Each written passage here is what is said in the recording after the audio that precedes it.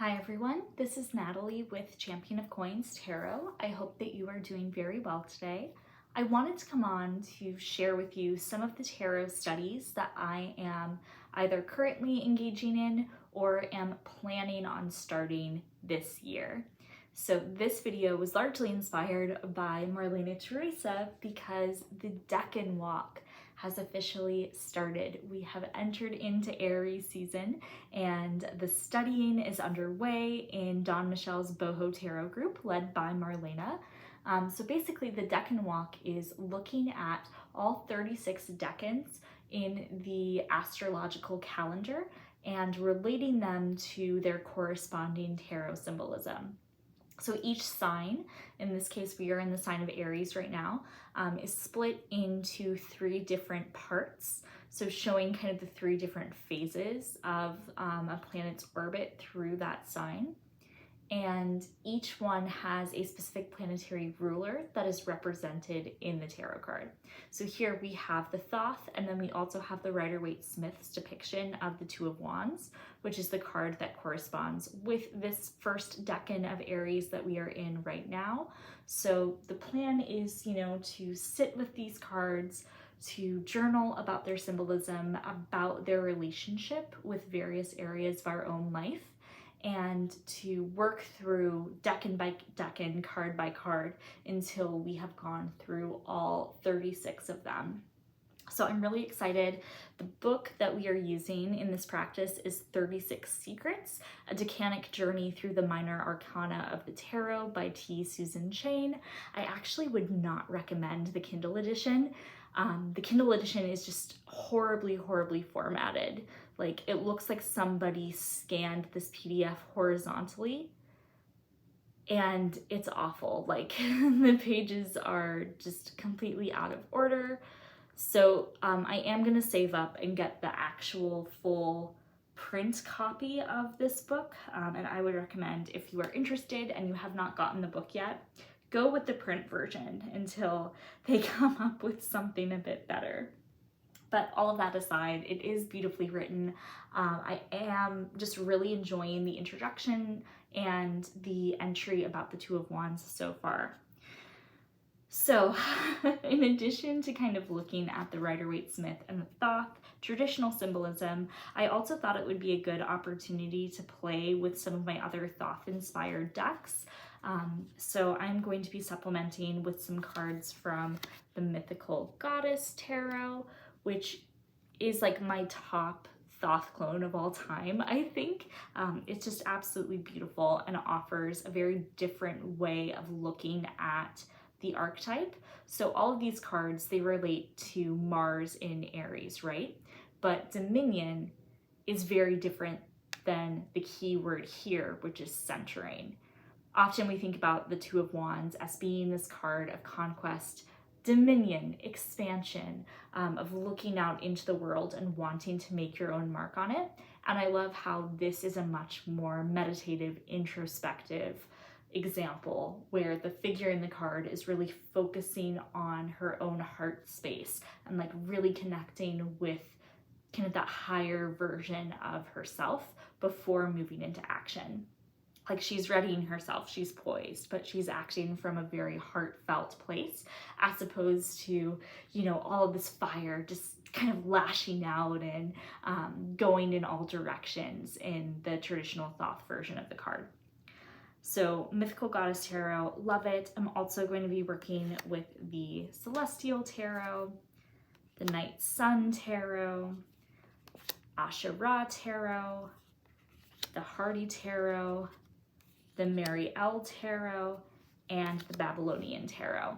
And really, I thought that this would be a way to kind of keep myself excited about the practice, because I'm somebody who enjoys working with multiple decks at once, and also to kind of compare and contrast and to see how all of these different artists have interpreted the traditional Thoth symbolism. So I'm really excited about engaging in this practice. I don't know how often I'm going to share updates about this. I think I am going to be trying to be more active on Facebook, because I haven't used Facebook in a very long time. But I will leave the link to the group, to Marlena's channel, and to the book on Amazon down below for you to check out. Now, speaking of the Babylonian Tarot, this has also been a center of study for me.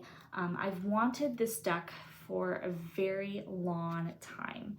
I absolutely love it. I think that this is probably the best and most well-researched kind of glimpse into Babylonian mythology through the lens of tarot that has been created. It's done by Sandra Tabitha Cicero, and it's absolutely lovely. It comes with this really meaty guidebook, and I apologize, I'm like, there go the cards. You know what, I've filmed this so many times already that we're just going to keep on keeping on with this. But it comes like with this giant like 300-page guidebook, and it goes really in depth into the history of each god and goddess that is depicted, a lot about the history of Mesopotamian culture in general and religious worship, which is fantastic. And I've been kind of going back and looking at the descent of Inanna, various hymns to Inanna, or Ishtar as she would have been known in the Babylonian pantheon. Inanna and Ishtar are pretty much interchangeable. Looking at the Enuma Elish, which is the Babylonian creation myth, and of course the Sumerian epic of Gilgamesh as well, because figures from all of those myths are very present in this deck. And what's been really great about this is I am very fascinated by biblical history, and particularly looking at the ways that ancient Israelite religion evolved from this form of kind of Mesopotamian polytheism and how it evolved over time into monotheism, and seeing what elements of kind of pan-Mesopotamian culture made it into the Torah, or have informed some of the holidays and some of the prayers and the rituals that we observe today. A lot of them are actually countercultural statements against what the Babylonians and the Canaanites and the Assyrians are doing. The Binding of Isaac, for example, it's a confounding story, but if you look at it within the lens of the larger culture, the Israelites were the only group that did not practice human sacrifice, whereas Sumerians and Babylonians did, right? So you can look at that myth as being kind of this countercultural, that's what they do, like that's what's expected, right? Is like you're supposed to sacrifice your children, but we don't do that here. We don't do that in Israel. So just things like that are very fascinating to me. Also looking at the Purim story, the Book of Esther has a lot of parallels to the descent of Inanna and to the Enuma Elish. And so that's been like really fascinating as well. So I'm kind of in that world of researching all of that. And it's been really interesting to see how that crosses over into tarot as well. So just a huge fan. I have not worked with the deck yet, aside from study and aside from just kind of focusing on this beautiful Two of Wands, but I am going to start reading with it soon, and like a full review will of course eventually be forthcoming. Another practice that I am currently engaged in is I've been working through Ancestral Tarot by Nancy Hendrickson on and off for the last few months, but I've really felt a pull to get back into this recently. So Nancy Hendrickson is a tarot reader. She's also a professional genealogist, and she has created this book as a guide to connecting with the spirits of your ancestors through tarot. And there are a few different kinds of ancestors that she goes into in this book. One group are the ancestors of blood. Those are the ones who you are directly related to. There are ancestors of place, so being able to connect with the history of the land and the history of the folks who inhabited where you are maybe currently living or where you would like to travel to. And then the third part is focused about past lives and kind of connecting with your own past life, or connecting with folks who were loved ones or neighbors or played pivotal roles in your past lives. I don't care about that so much. I'm really focused on working with my own biological ancestors and my family lineage. In fact, for the last few years, my sister and I have gone on a massive genealogy project, mapping out our family tree on both our parents' sides. And that has been just absolutely beautiful and wild and insane. And some of the stories that have come out of that have been just really amazing and fascinating to learn from. And I felt really called to come back and to complete all the exercises in this book, at least pertaining to those ancestors of blood, because that feels very deeply meaningful to me in my practice right now. So a review of this and maybe some personal stories from that work will also be forthcoming once I am finished with that practice. And then there are 2 more studies that have not begun yet, but that I am actively plotting out. So once I finish wrapping up the last few pages of the Babylonian Tarot guidebook this week, I am going to move into reading the Marseille Tarot Revealed by Yoav Ben-Dov. This book has been on my wish list for such a long time, and I was lucky enough to find it in the same thrift shop that I found The Messages from Your Angels Oracle by Doreen Virtue. So I've been holding on to this for about 2 months now, and it's time to finally get into it. I feel pretty comfortable with the Marseille system overall, but it's not my favorite. I definitely work with Rider-Waite-Smith and Thoth a lot more. So I'm excited to dive into this, to take a lot of good notes, and then to come back to the Marseille decks that I do have with a pair of fresh eyes. And one deck that is not really a Marseille, but that I've also been focusing a lot of time and attention to working with this month has been the Crystal Tarot by Elizabeth Trevison. This is actually based off of Eudes Picard's tarot system. So he was a kind of turn of the century French occultist, and in his tarot system, it's Pippish, but the swords have been swapped and they represent water, and cups represent air. And all of the corresponding zodiacal symbolism has also been switched with this deck. So I've had it for a really long time.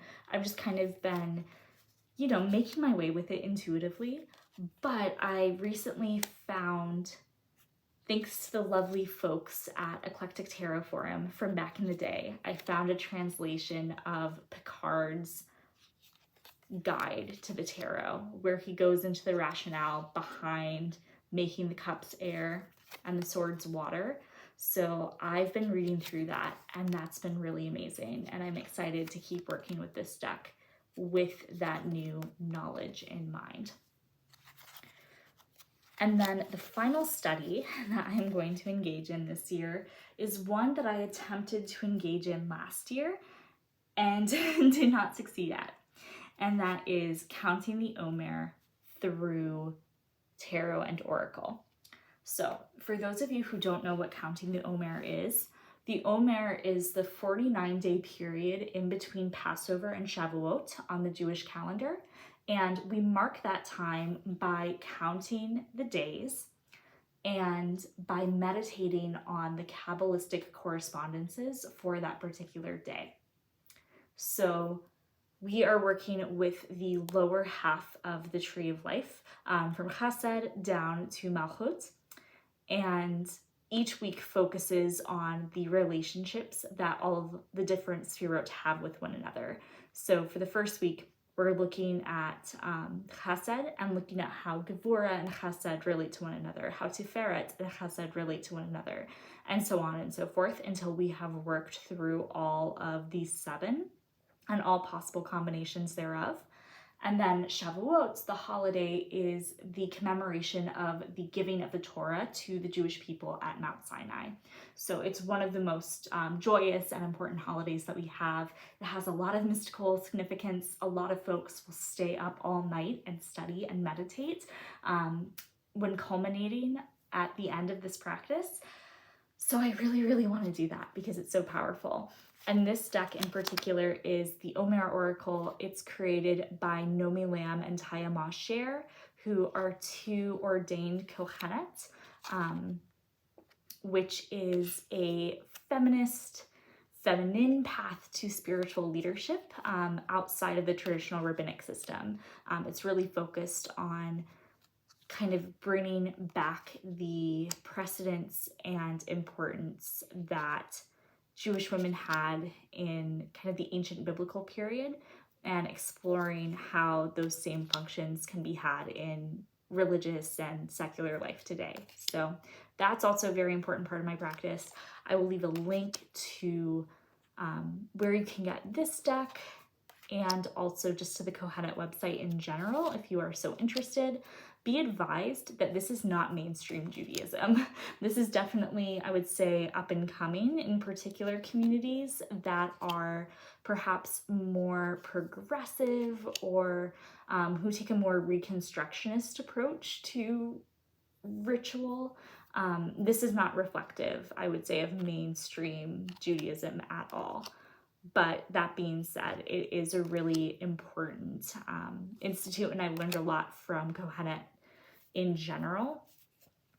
The Omer practice, though, that is like quintessential Jewish mysticism right there. Like, this is one of the oldest and most important Kabbalistic traditions that we have. It is widely practiced by everyone, and so I'm really excited to be able to dedicate once more the time and intention, the kavanah, so to speak, into this practice.